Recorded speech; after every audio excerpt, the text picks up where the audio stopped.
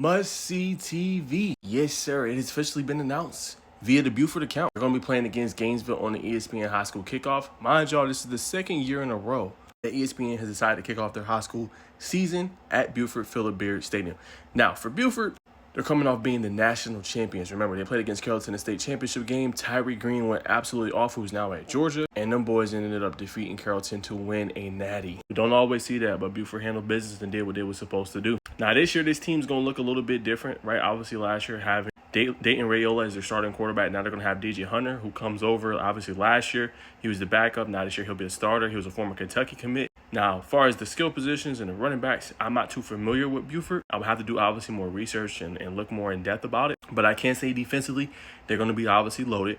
You look at Jameer Cantrell, you look at Joshua Echols, and you also look at Ethan Hauser, as well as other guys to continue to watch on this defense. So defensively, they should be a pretty good team. It should be right back there, but it'll be interesting to see what weapons step up. I'm usually pretty familiar with Buford, but this time I don't know all the skill position groups, and I didn't go see them in the spring. Now, for Gainesville, this is the start of a new era. The early storyline is Centavius Bryant, who comes over, formerly was a position coach for them, then went to Grayson, won a state championship, and now he's back at Gainesville. Great opportunity for him. Now, this is a team that is loaded offensively. Really good offensive line. You look at guys like Javar Noisant. You look at, obviously, Tyler Ford. You look at Carter Mathis. And then they got one of the best QB running back tandems in probably not only the state, but maybe even the country. You look at, obviously, four-star Kareem Hughley is going to compete in the Elite 11 this upcoming weekend. He's a Clemson commit. Dude's a star. He's a stud. He can sling the football, and he's continuing to progress in his game. And then you look at Najeh who came over. Sometimes I think he's underrated with the 3-star ranking. Some, I think, 1 or 2 services might have him as a 4-star.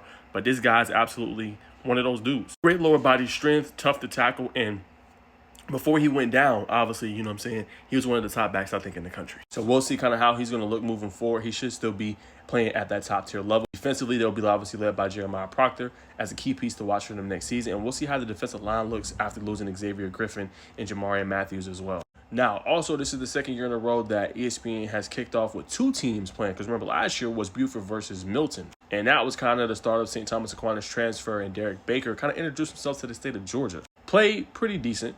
You know, obviously ended up getting injured. But now what we saw, obviously, in the spring game, 70-yard touchdown run. This is his Milton team. They're obviously a year more mature. They should be at least competitive, you know, for the Milton Eagles this year. But this year's a little bit different with these 2 teams. 2 Georgia powerhouses. Both played in the state championship last year. Gainesville played TCC, who's one of the best teams, I think, also not only in the state, in the country as well. But we'll see how Gainesville responds with the new coaching era. Coach Stokowski, obviously Coach Bryant, and all the new coaching staff that will be at Gainesville now. But what better way to see and test them than to see them play against, obviously, the national champions, Buford, who's a team that will look a little bit different in 2026. So, yeah, I can't wait. This is one you get your popcorn ready for, man. I think it's going to be a great game between 2 really good teams that is gunning and looking to, obviously, win the state championship this year. Now, I'm not going to do a prediction of this game just yet, but I will do it, obviously, when August comes around, and I break down the game probably even more in depth a little bit when I do more research, and I'll let y'all know on the channel, man. So, appreciate everybody tuning in, man. This should be a good one. I think ESPN is going to definitely get their money worth with this one.